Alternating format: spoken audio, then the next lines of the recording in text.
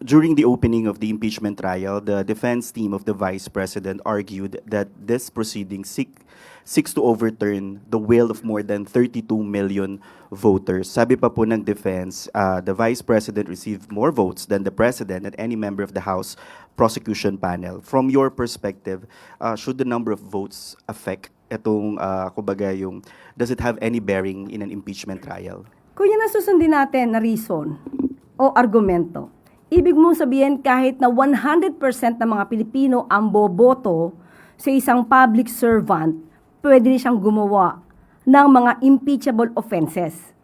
Dahil malaki naman yung boto niya eh. So wag nang pansinin yung mga impeachable offenses na di umano nagawa kasi binoto siya ng milyon o trilyon ng mga Pilipino sa Pilipinas. So, hindi po ito tamang argumento, kaya nga po meron tayong provision sa Constitution ng impeachment.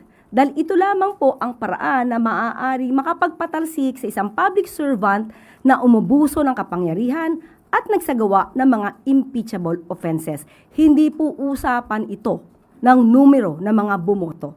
Ang usapan po dito ay accountability, transparency, at of course, sinasabi natin dapat, kung liable ka, managot ka.